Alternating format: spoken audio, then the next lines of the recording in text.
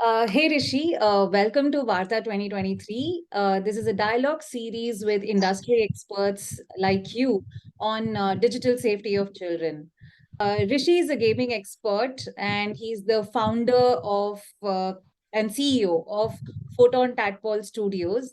And he's also ex-Disney and many other, companies that he has worked with in the gaming industry. I think without any further ado, I think Rishi, it'll be great if you introduce yourself more firmly about your experience in the industry overall. Sure. Thank you, Chitra. Thank you for having me. Yeah, my name is Hrishi Oberoi. I've been in the gaming industry since 2002. I ran the production team of a company called India Games for about 10 years, and then we sold the company to Disney. So at Disney, I ran the Disney Interactive team for 3 years before leaving and starting this company, which is Photon Tadpole. And initially, Photon Tadpole essentially had the idea of building games. So we've been in the mobile gaming industry, even in India Games and even at Disney. Yeah, so that's a little background about myself.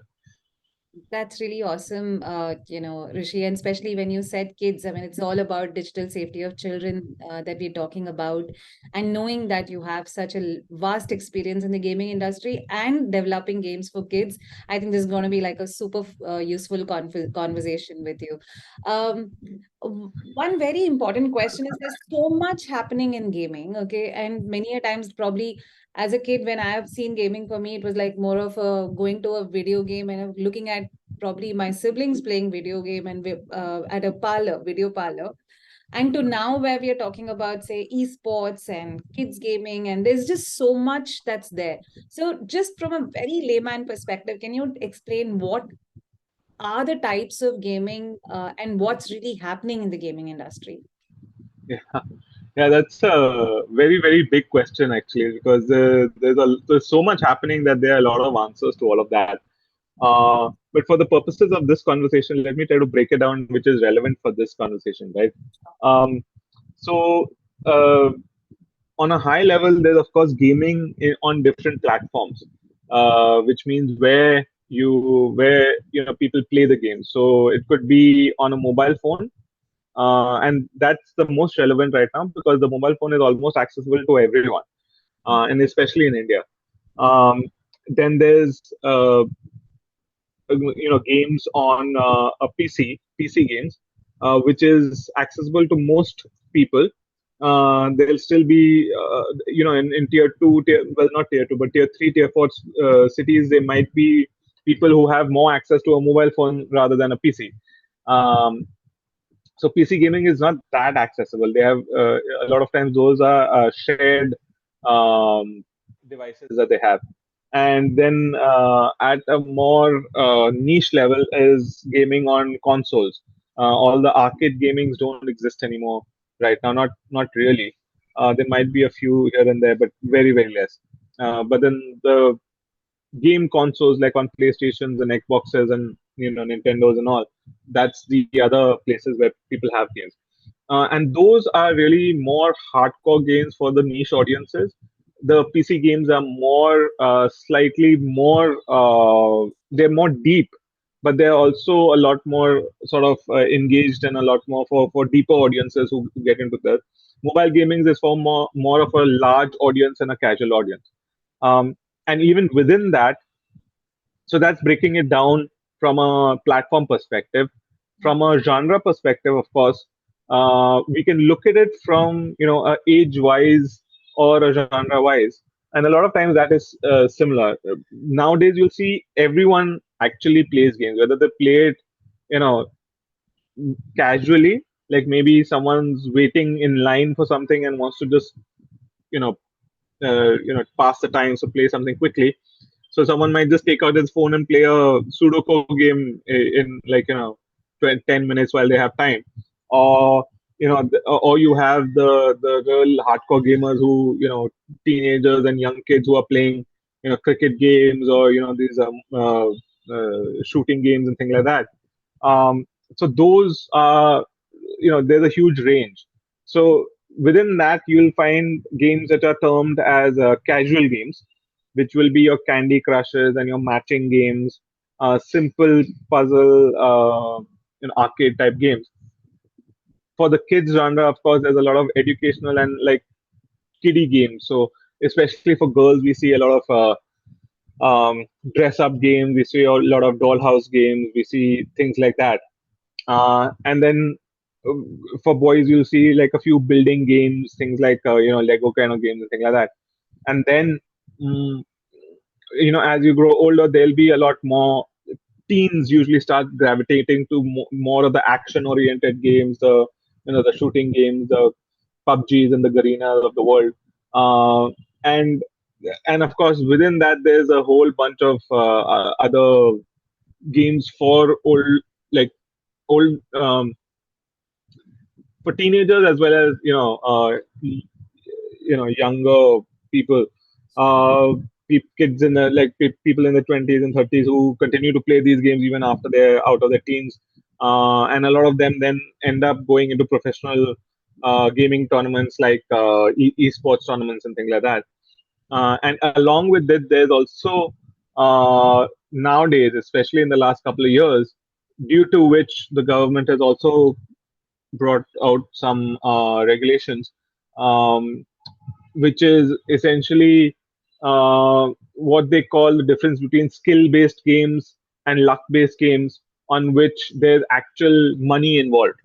Hmm. Um, so those are called real money games, and essentially those that in the industry we think of that as a separate genre because those are actually sort of games that are played for money, which is different than playing a game just for entertainment, either for you know Hmm. passing the time or for competitive or for entertainment. Sure. So that's a broad overview, but there's a lot more niche categorization, but I hope that answers the question. No, it does, because I think it's important to really even understand that, what are the different types of platforms on and the genre, to even come down to when we're talking about safety of children and digital safety of children in the gaming platforms. Knowing this becomes extremely important. And I think that was quite a good overview, Rishi. Having said that, if I have to, ask you, when kids play games, what is the platform that they play mostly? And what is the genre that fits their profiles? So what does that look like? Sure. So when we say kids, I want to just be very Big. clear. Also, there's a lot of change, especially when it comes to age categorization. Right now, we are saying kids are anyone under the age of 18, right? But even within that, uh, I want to just broadly break it up into three different age groups, which is below 9, 9 to 12, and then teenagers, 13 to 18. Now, because it's very relevant when when we talk about the categorization and the types of games for these particular age groups, right? Um, Below the age of 9, the types of games that are created essentially for kids are more casual, um, pretend games and sort of arcade kind of simple games. Subway surfers and things like that, which are just simple running games. There's the pretend play games that we do, digital dollhouses, those Lego games. So that's under the age of 9. Hmm. And here we're talking about the expectation of the developer, that the developer is building games for that age group, right? Hmm. Then 9 to 13, you see a lot of kids aging up and they are adopting now games which are for the older audiences. A lot of times, what happens is, even though developers are building for a particular age group, they'll see a much younger age group playing playing games on that, right? It's not something that they intended, but it's the way kids discover those games and start playing it. Hmm. So 9 to 12, you'll find a little bit more, arcadey, maybe what they call cartoon violence in games and things like that. They're not supposed to be, gory or realistic or have anything. And even as far as the age brackets and age restrictions are concerned, you'll see that that's how they're categorized. If they don't, they have some kind of violent content, but it's cartoony, sort of like Tom and Jerry types, where it's supposed to be funny and not supposed to look realistic, and there's no if depiction of blood or realism. So then that's categorized in that 9 to 12 bracket. And over 13 years to 18, there's a lot more content that is available. Uh, there'll be a lot more racing games. There'll be a lot more violent games. Maybe realism, but no goriness and things like that. And then, of course, there are games which are available for everyone, which is 18 plus, which is not expected to be for kids. Having said that, uh, I mean, once kids are in their teens, they have their own devices, especially mobile phones. Uh, the control becomes a lot less on the parent, and then they start, experiencing and accessing things that are not expected to be for them. So yeah, so when it comes to what do they play, what we see, um, it really depends on the country. And here we're talking about India. And from my understanding, there is a lot of like the most popular game in India, for example, is Ludo King. But I don't think it's the kids who are playing that. It's people who are 20 plus. There's a lot of people who general the general population who are while in the middle of their work they want to during lunch that's what they'll do. Um, Engaged game in India are the shooting games and things like that, the arenas and the PUBGs of the world. Cricket is of course also one of them. But yeah, these are the ones which are the most engaged. And generally, you'll see even if kids are not supposed to be playing the game, Yes. because those are the most popular. They're the ones which the older kids are doing, or they're seeing other people doing. They end up playing those. Yeah, yeah. No, I think that, I mean, of course, there is a follow-up question to it, but quickly, one thing is that you really rightly pointed about PUBG and, anecdotal evidence of the work that we've done also. What we're seeing is, despite that game being banned in the country, there are children who are playing these games. How do they end up accessing, or is there absolutely no knowledge that this is banned, or there is still curiosity to keep playing such games? What's driving these children to do what they do? So PUBG was technically banned, Mm, but the reason why it was banned was not because it was violent, but because it was from China, and the Indian government had very specific thing that certain apps from China, including TikTok, was not allowed to be um, played in India mm, or distributed in India. So that's the reason why they banned it. Having said that, uh, in the time that it was banned, mhm, there's a lot of other similar games that also existed and came out from Korean companies and even from a lot of Indian companies that actually that launched these games and people started playing those instead. mm, Um, After all of that, and I think PUBG was banned about maybe two years ago or so. But in the last couple of months, if I'm not mistaken, after the company went through a lot of back and forth with the Indian government. They actually ended up relaunching the game in the last couple of months. So the access is back there. When they when it is banned, the kids I'm pretty sure would not be able to download the game directly from the official channels. But it's the internet, so there's a lots and lots of unofficial channels. And honestly, the kids, especially teenagers, they are more aware of how to get around things on the internet than even people our age, right? So they will figure out how to download if they know that people are doing it, and they'll get versions of that. Of course, that doesn't mean that there's no that the banning has not worked. The banning does work because majority of people don't have direct access through the stores. If they're playing on a Android phone, they won't have access on the Google Play Store. The smarter kids, which is a smaller subsection of that, they'll have access by figuring out the other ways to download and play them. But regardless of that, I think um, it if the question is regarding playing these particular types of violent games, it's not really about this one specific game, because even while PUBG was banned, there's There were many like others. dozens of others which are very similar to that. Garena, which is from I think it's from a Korean company. They became the number one game in in the absence of PUBG in India, and they exactly the same game is just a different version of it. Yeah. No, makes total sense there, Rishi. I think coming to the game that you have developed for kids, I think it'll be very interesting to understand what the game is and also to know what are the security features that you have been able to work around with to ensure safety of children. Yeah. So our game is essentially for kids, like I was mentioning, from for kids between 5 to 10 years old.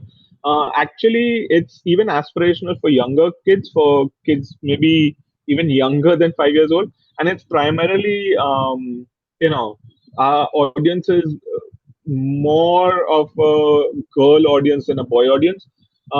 It's essentially, just to give you an idea what the game is. It's like a digital dollhouse, right? So what we do is we give this dollhouse in a digital environment, and we Mhm. have no rules. It's not like a traditional game where you have to finish the tasks and follow the rules, and then you'll get to the win condition and the end point. Mhm. It's more like, okay, this is the dollhouse, these are the characters, these are the objects, and these are the toys in the game. Now go ahead and make your own story out of it. And that's exactly what kids do. uh, as far as we are concerned, Mhm. you know, there's a lot of security features which we have to incorporate because of the platforms that we publish on. So we publish on on the mobile platform, and because of that, we have to go through Apple's App Store or Google's Play Store, Android's Google Play Store, uh, and they will not approve it till you have all the security features in place. Got it. A lot of that is technical, which is, there's no personal data collected, there's no sensitive personal data collected, even to the extent. And now we are seeing a lot of things which is happening worldwide, in fact, when it comes to data privacy and all, where you cannot even share the ID of the device with any third party. Yeah. So users at the back end cannot track, um, you know, uh, this particular device, that, oh, maybe this device has other apps installed. So based on that, I can make a profile and say that, yeah, this is a kid or a parent's device. So accordingly, we can, like, give uh, those kind of ads or whatever. Or, we have the profile of this person. Now we make a database of these profiles and sell it to Yeah. someone. um, so we are not even allowed to do that either. So just following the rules and being very particular about that, uh, without which even the game can't even go live, that itself has a lot of protection built in. Over and above that, what we have a feature in which kids can actually take pictures of drawings that they've done and create characters and their own sort of dolls within the game. um, you know and and then they can also share it uh, with, on our platform. Now that is very sensitive. Mhm. Anything that you're sharing, you're asking a kid to share, or anyone to share, right? That has to go through a lot of approval process. So out there, it's very different than something like Instagram, for example, right? When you take a picture and you share it, it goes live immediately. Ours is not like that at all. Mhm. We make sure that as soon as a kid has taken a picture of, well, I mean, first of all, kids are not allowed to take a picture and share it themselves. There is certain restrictions where you have to make sure that the parent is the one who gives access and does the sharing, and not the kid. And we have well, we have our own terms and conditions explaining to the kid and the parent that, but we also have what we call age gating. So we have age gating barriers which come up and which make sure that a parent can do this and not a kid. Okay. Um, and once the parent goes through the age gate and they do the sharing, then it comes to our back end, and then we do the moderation ourselves. And at this moment, like I do all the moderation personally. So before it goes live, I have a dashboard where I check which ones are only drawings, and not pictures of people Self. or pictures of other things, and then I approve the ones which are appropriate, and only those then end up getting shared. So that's what we do. So I think some of the points that you mentioned are absolutely very, very important. I think especially the point that you mentioned about cross checking and validating the actual pictures are not self pictures, and it's more Yeah, about visual drawing that one is talking about. yeah, And second, also talking about age gating, where parents are supposed to give permissions, yeah, which is not like, if there's a permission access and then the children can just access on their own. It has to yeah. be an adult who is. So I think these are two very important. And I think one another thing that you said about which I've continued to hear from people in the gaming sector when they say about really if we have to ensure digital safety of children, what's really important is within the game having moderating managers, and I think that's a role that you're playing very significantly. So I think that's really useful.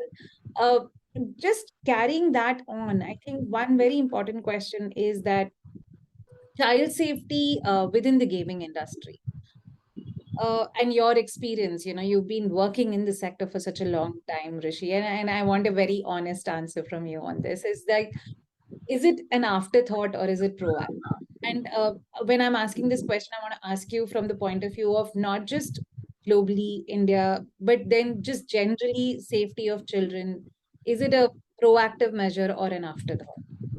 I uh, i think that's personal from developer to developer. It's like, uh, I cannot speak for an industry as whole, because if you speak as an industry, then the industry bodies or the group of companies will essentially sort of lean towards the more favorable answer in any case. Oh. But what I would say is, just like any other group of companies, all group of companies are all made out of individual companies. All group of people are made out of individual people, and where those individual people are, they have their each one has their own agenda or their own sort of threshold, right? So, so I think it becomes very personal. Personally, the way I got into this was because I was at Disney, right? Mhm. And I saw what Disney did, right? Is before we were acquired by Disney, when we were at India Games, the games that we built was general games, not specifically directed towards kids, right? And they were also all mobile games. But so we didn't have that many thoughts of putting any checks as such. What was allowed by the operators and the publishers, essentially that's what we did. And if they disallowed something, we would take it out. So there wasn't any real so at that time I would say there wasn't any proactive thought on the type of content that we created, except for what was dictated to us, and what was not allowed on those platforms where we were publishing. But those games also were not specifically directed towards kids. Mm. Once we were acquired by Disney, uh, Disney, with their with decades of experience, more than a century, I guess now, um, they so Disney has a lot of lawyers, and they have a lawyer specifically for this. So the lawyers at Disney used to vet our content, which was something as developers we did not understand, even when we were not developing for kids, right?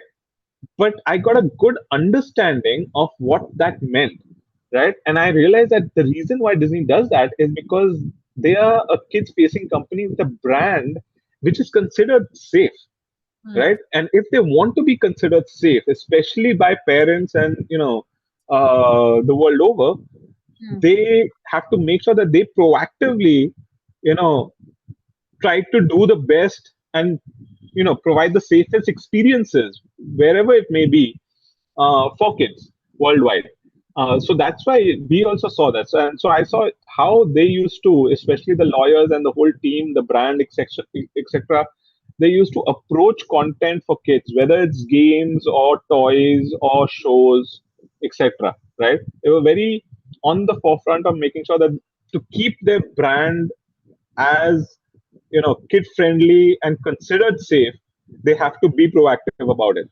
And I think that was a great learning for me, and that's why I picked it up and I said, okay, I understand that when I'm getting into kids, there are a lot of restrictions, right?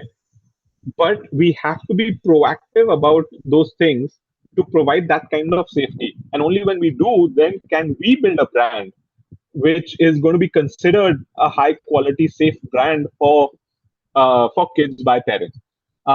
There will obviously be bad actors where there'll be people who are doing it maybe just for the business and not really thinking about these proactive thoughts of safety. So they're just doing something to build a business, and they'll maybe do one game, two games, 10 games, 100 games, Hmm. and not thinking about all these things. Is data privacy taken into consideration? Are we collecting sensitive information? Are we allowing other ad companies to come in and take the data of the information on this thing, or are we also giving features which kids may exploit? You know, Hmm. they could be, and some of it, very frankly, it could be just because of ignorance. Not because of um, you know well, and that's the thing, right? That kind of ignorance from developers comes out of not having that level of proactive thought on safety. So when they're building a business, it's very possible that the developers who are building a business who are not thinking about this is, okay, kids is a big market. Let's just make games for kids. Go ahead and do that. Not think about safety. And then when there's something happens, then you be sort of reactive to that and not proactive. So yeah, I think there are people on both sides, and I personally feel that when you're proactive about all these things, you build a relationship with your customers, with the parents, and you create a safe environment. And once you create a safe environment, then it's better for the long term of the business. No, absolutely. And I think I'll come to that question probably towards the end in terms of really asking you about how do we really work towards collective proactive thoughts within the industry as such, and not about just one developer to the other. But Yeah. having said that, I think one very important thing that we are seeing, Rishi, these days is that there is a increasing integration of online multiplayer feature kind of features within games. And we've also had not just anecdotal experiences, but also some case studies of children who have come and said that, we play on these games, but then they are then chatting on, say, a platform like a Discord or any other platform. And that's where the vulnerability of digital harms and risks becomes absolutely augmented. So what are the things that gaming industry can do, or in terms of really making sure that such vulnerable spaces can be reduced to ensure safe gaming experiences? Yeah. Uh, that's a very good question, and I think in the day and age that we live in right now, it's very complicated. I don't know whether there's a straightforward answer to this. This can we come up with interesting solutions to this? More effective solutions to this. Um, as individual developers, what I've seen is developer to developer, they apply different solutions within the game. So, for example, especially when it comes to multiplayer gaming, there are two parts. Well, there are multiple aspect levels to this, so to speak. Mm-hmm. For instance, you can do multiplayer gaming just like you have, the PUBGs and the Garenas of the world, uh, and that level of multiplayer gaming, they can be how much access do you have to people that you don't know, right? And especially when it comes to communication, right? And if I'm not mistaken, that's where the vulnerability can really spike up, right? Mm-hmm. Because that's the way we think about it. Um, so there's a possibility where you do multiplayer gaming where you just don't know the other person, but then besides playing the game, there's really no other way to communicate, right? And that's, I think, the lowest level where you know you play the game, and because there's no other way to communicate, you just move on. So the vulnerability would be much lower, even in the multiplayer environment. But then, you know, like, just because these are the same things that make it interesting, especially when you play with a group of friends with people you do know. uh, the more communication channels you open up, the more the vulnerability becomes, right? So the question is now, do you open the communication channels within the game, or you just give people access and then let them create their own communication channels outside the game, right? Which is where these Discord servers essentially come in, right? Correct. It could be a WhatsApp group, it could be a Discord server, it could be a Slack group, it could be anything, right? So even if I have a game which is a multiplayer game, but I give no communication access to users, right? Because users are so interested in my game, they go on the general internet and find other people who are also interested in the game, and they create their own community of players, and then those players come together and play the game together. But then they have the communication channels outside the game, right? Um, so from a developer's perspective, because we want a good experience, we will give communication access, uh, but to make it safe, depending on what the age group you're targeting, uh, the access, in my opinion, the access could be restricted or confirmed or verified as much as possible, so that you are not communicating with people you don't know where vulnerabilities could lie, right? Over and above that, outside the game, like what we're talking about on the Discord channels, uh, of course, if the Discord channel is run by the developer themselves, then they have to have a very strong uh, moderator and a community manager who manages the community, so to make sure that the vulnerabilities are not exposed, and kids are not exposed to bad actors. They, my daughter being 13 years old, I know that it's a question that I struggle with a lot. On She has access to the internet, so I think as parents, and now I'm thinking as a parent, not as a developer. I'm thinking that, okay, my responsibility is to make sure that I continue to teach her, um, you know, the dangers and the problems that can arise when you're going on the general internet, and especially when it comes to communication with strangers and people that you don't know, regardless of, even if you have common interests, right? And you find these communication channels and groups. But it's important for kids to understand that.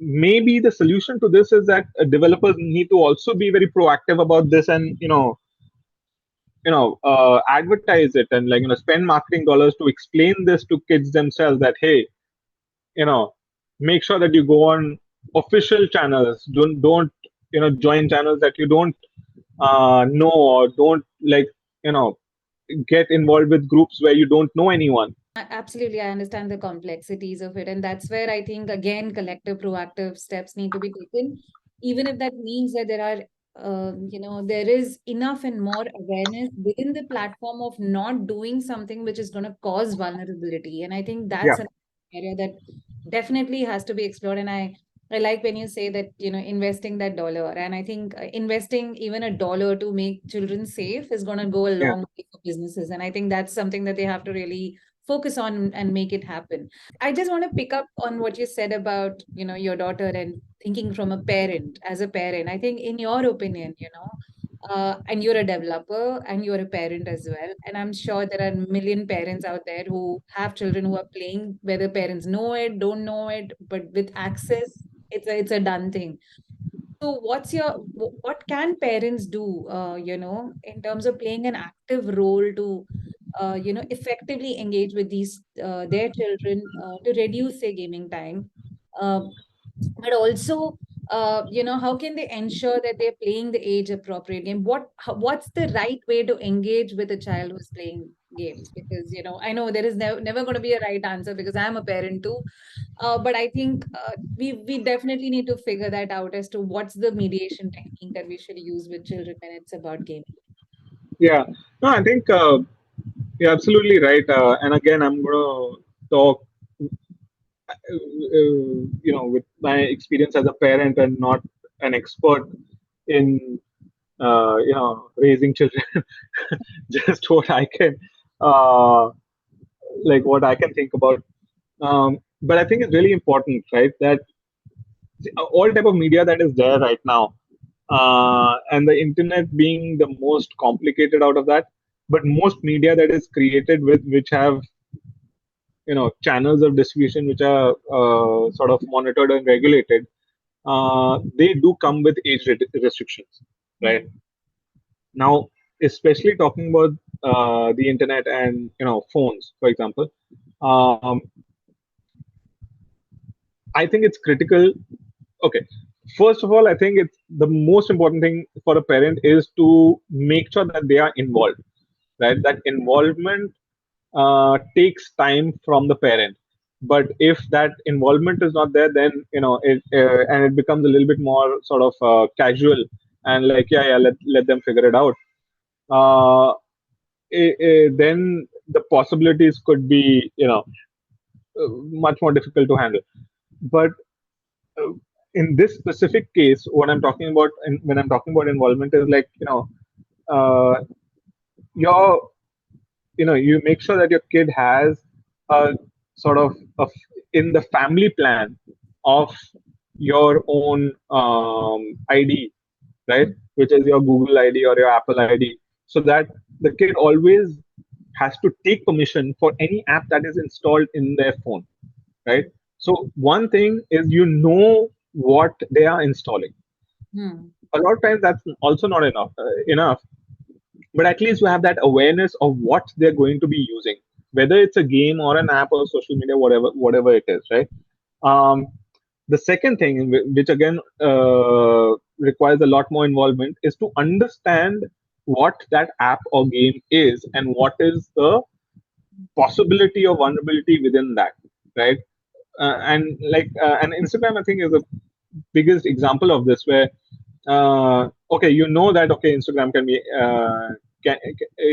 is being installed by my daughter at age 13 or whatever.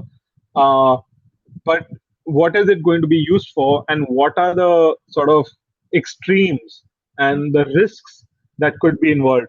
If you are okay with that, because after a certain point you cannot shield them forever, right? But then you have to have, when you know that there's an understanding of what the extremes and the risks are for any particular app, then you have to have that conversation saying that, I understand you're using this, but use it responsibly. And of course, this I'm talking just as a parent, not as a developer. But it's very interesting to think about this as a parent, because then I think we can then again step back and say, okay, now as a developer, can I start saying the same conversation to the users as well, right? Saying that use this responsibility, this is the conversation, thing like that, right?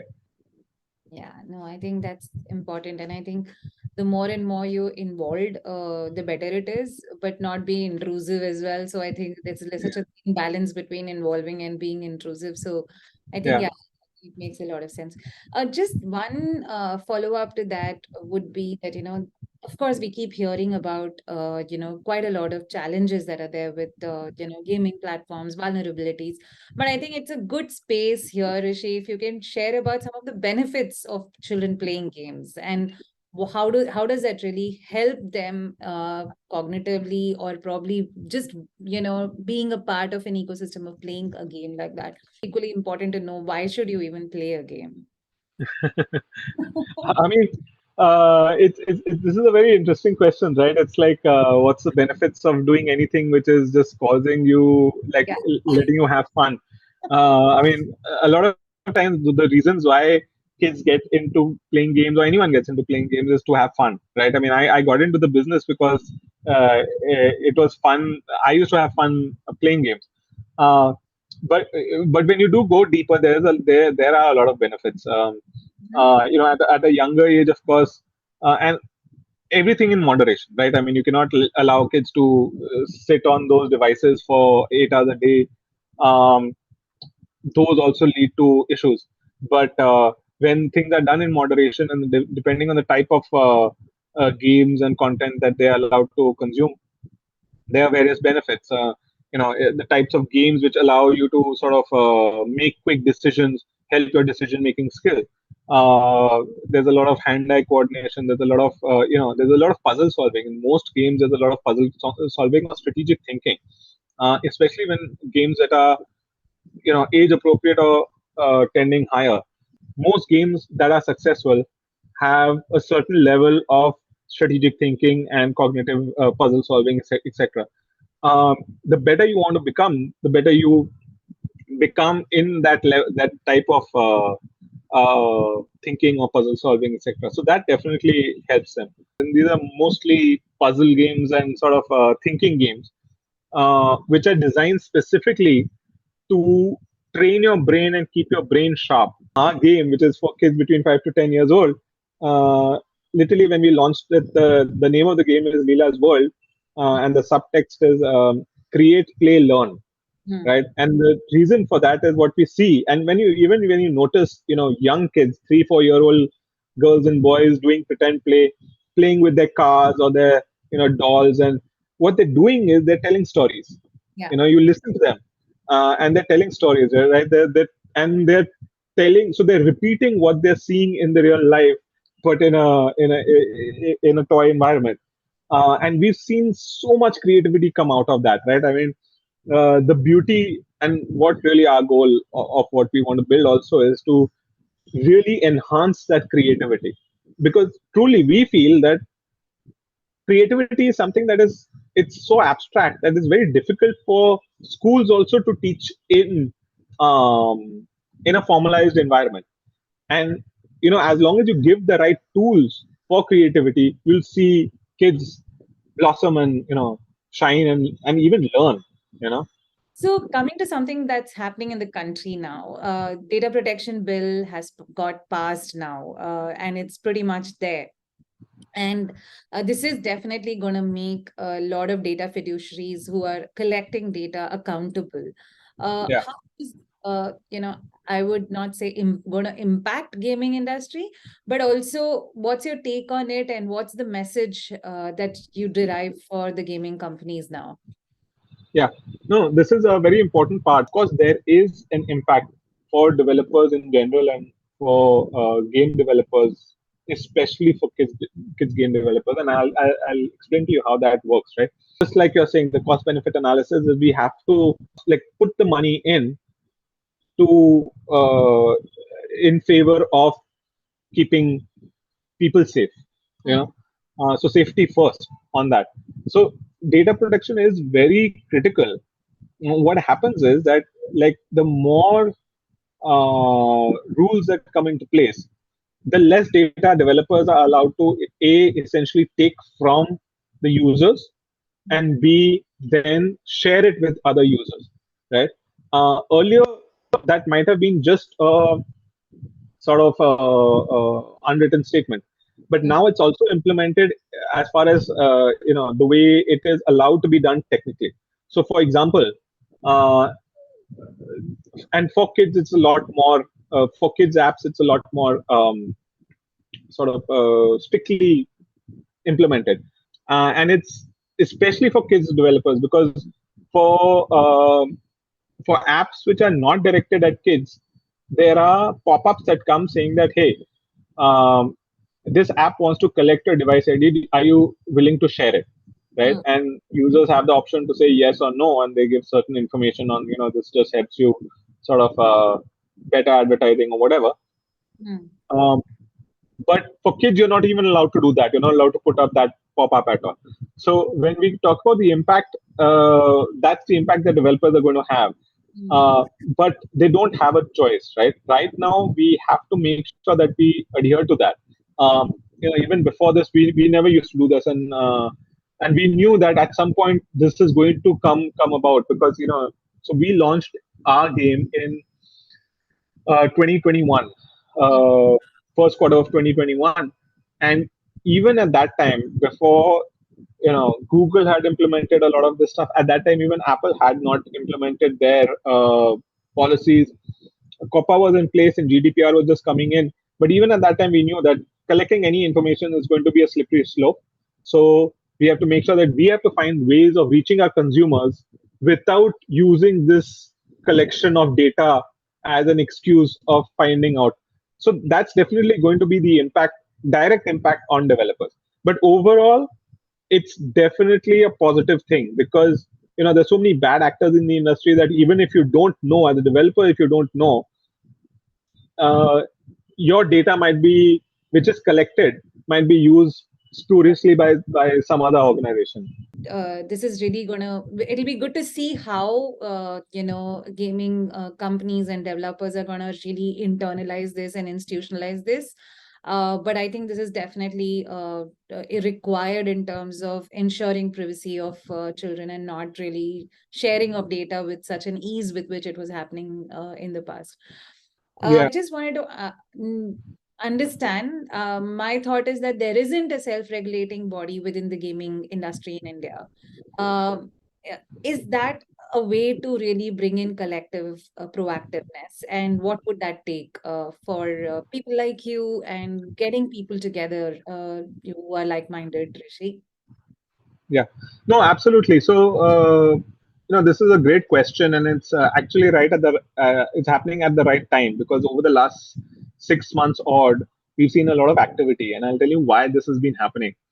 Um, So recently, the government also passed, a law regarding, GST on online gaming, what they're calling online gaming, to be at 28% Yes. rather than the regular 18%. Now, essentially, what this was, this rate is essentially for online gaming, which involves real money gaming. So essentially, it impacts real money gaming companies.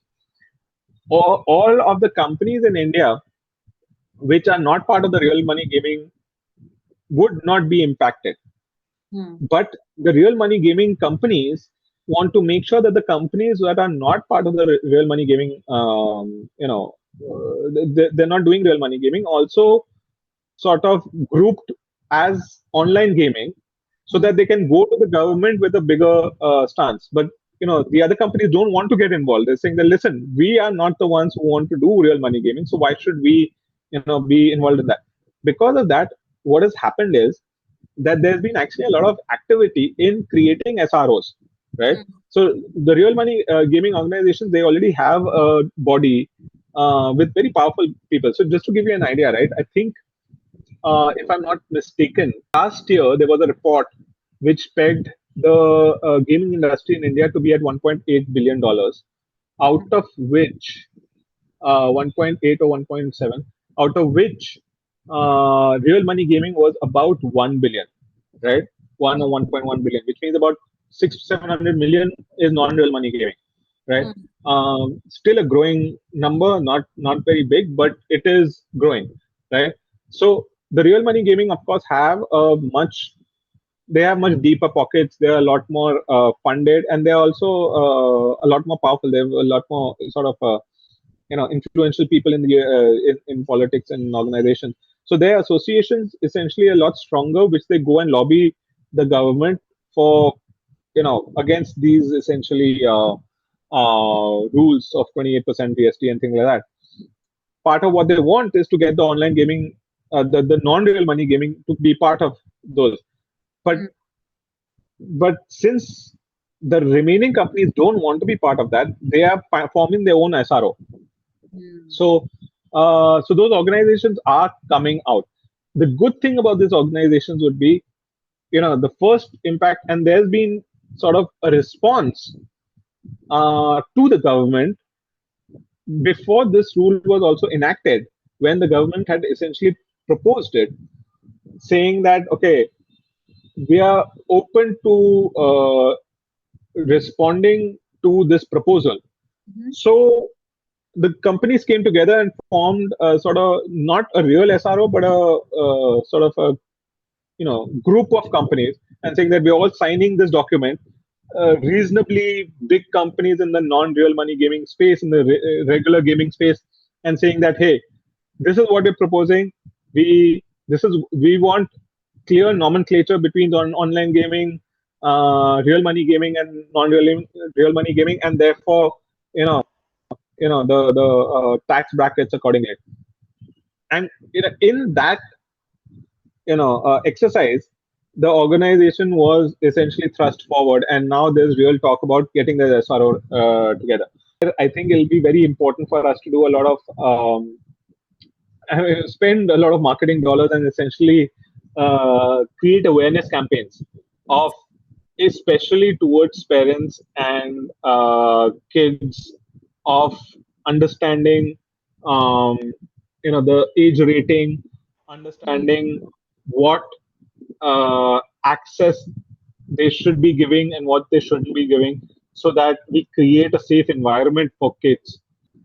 No, that's sounding very promising, I have to say, Rishi, because I think it's high time there is a, self-regulatory body within the gaming industry, specifically focusing on kids. Then it just makes it far more easier to really talk about awareness, talk about age gating, talk about also, what's the basic standards of safety for children that have to be maintained, which is a non-negotiable. And if the industry comes and builds that, I think there will be absolutely more acceptance than everything really coming from the other side. So I think that's going to be really awesome. Yeah, So looking forward to that, Rishi. Just while closing this conversation, it's been amazing, Rishi. It was really fun talking to you and really thank understanding you. quite a lot of stuff, and just also probably re-emphasizing and re-understanding and unlearning quite a lot of stuff that's around the gaming industry. I just want you to leave us with your a one line message to children when they are on gaming platforms. These one liners are difficult, but what I would like to say is that I would essentially try to sum it up and say, okay, yeah, gaming is fun, so have fun, but play responsibly. That's what I would like to say. Be responsible about the way you game. Perfect. Thank you so much, Rishi, for this conversation, and hope to speak to you soon.